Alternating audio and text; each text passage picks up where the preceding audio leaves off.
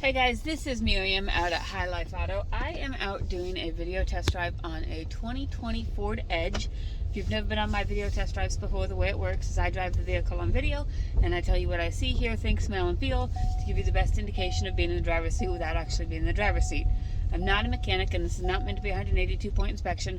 Rather, this is meant to be a sneak peek into how the vehicle drives and any potential issues I notice as we're going along. So we'll take a look around the vehicle, we'll take a look under the hood, and then we'll go for a drive. And we've driven this one a few times since the auction, but we got a super good deal on it, and so it's not really our normal vehicle, but you know, you can't pass up a good deal. So here we go, let's do our thing, and I'll tell you what I know, and we'll go from there.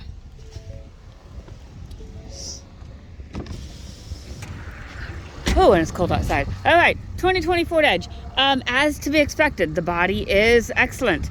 No rust, no dents, no dings, no scratches, at least on this side. I'll show you the other side as we get there. Tires are not as good. This car has 48,000 miles. Those are probably factory tires, so they probably have 48,000 miles on them, and maybe a hair better in the front, but really probably need to be replaced is kind of what we're looking at. The back, again, like excellent condition. It is the 2.0 EcoBoost. It's got the backup camera. No real damage or scratches or anything on this side. All right, underneath the hood. So here's what I know about it. The Carfax says that it was a very minor accident and it hit a pole. Get this hood up. There you go. And it hit a pole. So right here, you can see is like a little broken piece right there. So the headlight is a tad bit loose, like not even really loose, just a tad bit loose. But because you can see if there was any damage, like it's been fixed here, I don't see anything that says it's been damaged. But because of that, there's also a couple sensors. Make sure that got shut. There's a couple sensors up here in the grille that were damaged, and I'll tell you about those as we go inside as well. But there's like an airbag sensor, a pre-collision assist sensor. The pre-collision assist sensor is the one that when there's something that stops right in front of you, it'll apply your brakes for you. So there's that sensor. It's like, we looked online, it's like $250. There's an airbag light on. And so we were going to start with the pre-collision assist sensor and see if that took care of the airbag light. But there's also a potential that there's an airbag sensor up there as well, that just, especially on these newer vehicles, the sensors are all around the car. They're everywhere because they do everything but drive the car for you. So like this one will help you stay in your lanes. Like if you start veering out of your lanes, it'll steer you back into your lane. You see that there's a change oil light on there. I don't have any record of when the oil change was done. I'll check the Carfax and see if there's a record there. But my guess is it's just hit the computer limit where it says, you know, every 2,500 miles set this light off or something like that. So I'll check on that and see what that says, and I'll put that in the description. But you can see on there 48,106 miles on there. And if you've been watching any of my other Facebook videos, this car, we have it for the cheapest in the nation. You will not find another 2020 Ford Edge in the nation with any miles on it cheaper than what we have it. So that's kind of cool. I don't know, maybe that's just me. But there's that. Other than that, like so far we've driven it, it drives excellent. It's a newer car, so it's kind of got this funny gear shifter thing that I'm still learning how to use. But we'll give it a shot and we'll kind of figure it out. It does have the push button start. Radio works. And you can connect your phone. You can do everything on here. Matt's got his phone connected. But on this radio, you can control all kinds of stuff. And you can do apps. I don't know what kind of apps you need, but, you know, they're there if you need them. It's just one of those things with the 2020, you kind of get everything that you could ever potentially possibly think you might need. I'm going to turn the heat up because it is cold outside. But the heat does work. I imagine the AC works. I cannot test the AC because it is 34 degrees outside. So it's really not even a viable thing to do. You can see you've got some USB ports down there.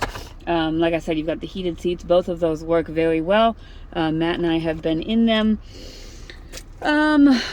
I do not know what this button is. Yeah, I don't know what that button is, so I can Google that and find out what that is. And then I don't know what the S button is either. So, like I said, I've never had something with all of these bells and whistles. So I'll figure out what those are and kind of put them in my description. Cosmetically, this is loose right here, and that is it. So probably your clips on there just need replaced, or take that down and call it good, whatever you want to do. Passenger side window works. Rear passenger side window works. Rear driver's side window works. And the driver's side window works. You can see it's all black leather. It's in excellent condition. Car has been detailed. Everything you would expect out of a 2-year-old car. And we will go, let's see, switch this to drive. And we'll check our turn signals and stuff while we're here.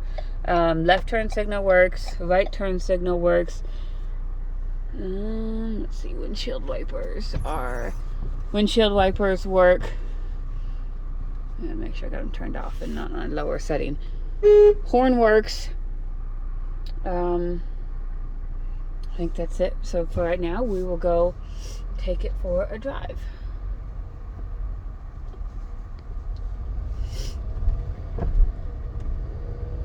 So like I said, it is the 2.0 EcoBoost. So it's going to get really good gas mileage, but with the EcoBoost, you're also going to have the power that you need up there.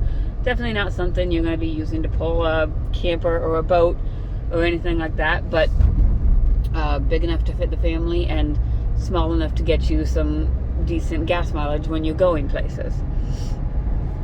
And you can see with your lane assist over there, you can see there's a green light on that side, and if I go over, you know, it'll tell me yellow light. It's like, hey, you're going over the lane, you don't have your turn signal on. But then it's also got the blind spot monitors on the side, on the mirrors, so you know when someone's coming up behind you. All of these fancy things that cars do now, it's crazy. Oh, it turned yellow because it's like, hey, you're going over the line. But accelerated up that hill very well. It drives smooth, no suspension noise, no power issues.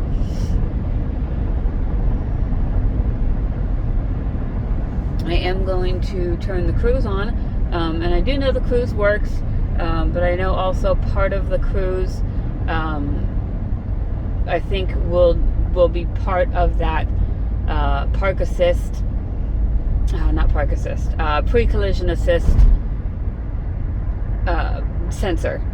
So when you want to cancel the cruise, normally, you know, you can press on the brake and it will cancel it, or you can press on the hand controls and it will cancel it.